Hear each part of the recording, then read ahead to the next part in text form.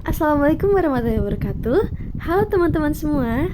Di video kali ini, saya akan memberikan tutorial tentang cara mencari uji validitas dan reliabilitas dengan menggunakan SPSS.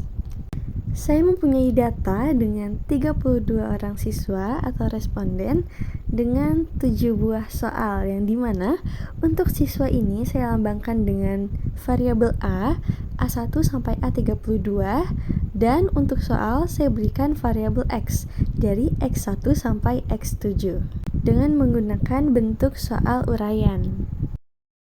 Baik, langkah pertama yang harus teman-teman lakukan yaitu dengan memblok seluruh total dan skor total yang ada pada data teman-teman. Nah, perlu diingat yang diblok hanya total dan skor total saja ya teman-teman.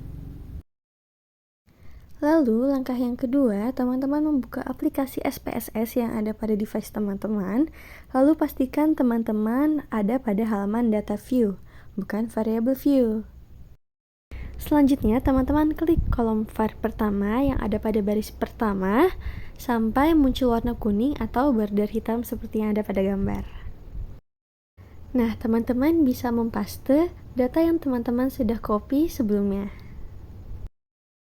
Selanjutnya, teman-teman bisa beralih ke halaman variable view. Ini opsi aja ya teman-teman. Nah, teman-teman bisa mengubah desimalnya yang tadinya 2 diubah menjadi 0. Fungsinya untuk mempersingkat tulisan agar tidak ada angka di belakang koma.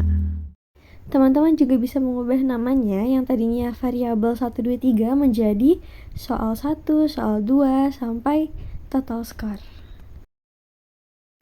Selanjutnya, untuk mencari uji validitas, teman-teman bisa mengklik Analyze, lalu Correlate, Bivariate. Nah, teman-teman di sini bisa memasukkan variabel 1 sampai variabel 8 atau skor soal 1 sampai total score ke dalam kotak variables. Nah, di sini juga teman-teman harus memastikan kalau correlation koefisiennya itu persen. Nah, kalau sudah, teman-teman bisa klik OK dan akan muncul output seperti ini. Nah, teman-teman di sini bisa lihat untuk setiap percent correlation itu adalah R hitung atau koefisien korelasinya. Cara kita mengetahui apakah sebuah soal itu valid atau tidak yaitu dengan membandingkan nilai koefisien korelasi atau R hitung dengan R tabelnya. Nah, R hitungnya kita lihat dari total score atau variabel 8. Kita lihat di kolom variabel 8 untuk R hitungnya, lalu kita bandingkan dengan R tabelnya. Nah, di sini saya sudah menyiapkan R tabelnya dan kita melihat nilai R tabel dari jumlah responden atau jumlah siswa. Karena saya mempunyai data sebanyak 32 siswa, maka R tabelnya yaitu 0,349. Jika R hitung kurang dari R tabel, maka soal bisa dibilang tidak valid. Begitupun sebaliknya, jika R hitung lebih besar dari R tabel, maka soal dapat dikatakan valid. Pada soal nomor 1, R hitungnya yaitu min 0,062. Karena min 0,062 itu lebih kecil daripada 0,349, maka dapat dikatakan soal nomor 1 itu tidak valid. Lalu untuk soal nomor 2, R hitungnya yaitu 0,343. Karena 0,343 itu lebih kecil dari 0,349, maka nomor 2 juga tidak valid. Untuk soal nomor 3, R hitungnya yaitu 0,716. Karena 0,716 itu lebih besar dari 0,349, maka dapat dikatakan soal nomor 3 adalah valid. Untuk nomor soal yang lain juga caranya masih serupa untuk menentukan apakah soal tersebut valid atau tidak. Interpretasi masing-masing koefisien korelasi atau R hitung dapat dilihat pada tabel berikut ini.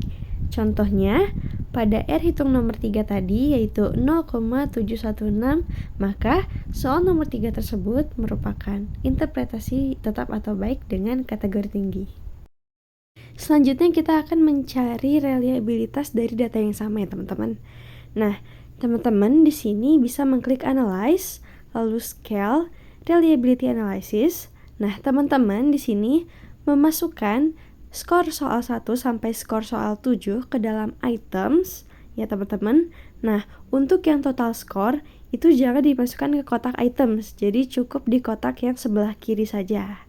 Nah, lalu teman-teman mengklik statistik, lalu centang scale if item delete. Lalu klik continue. Nah, teman-teman di sini juga harus memastikan kalau modelnya itu alpha ya, teman-teman. Nah, selanjutnya teman-teman bisa klik OK. Lalu teman-teman akan mendapatkan output seperti ini.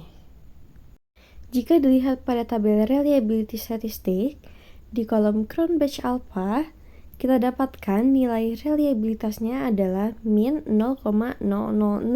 Menurut Wiratna Sugarweni, sebuah data dapat dikatakan reliable apabila nilai Crown Batch Alpha-nya lebih dari 0,6.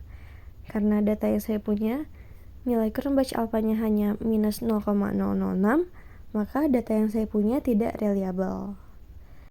Berikut ini adalah data tabel kriteria koefisien reliabilitas. Itu saja untuk pembahasan bagaimana cara mencari uji validitas dan juga reliabilitas menggunakan SPSS. Terima kasih.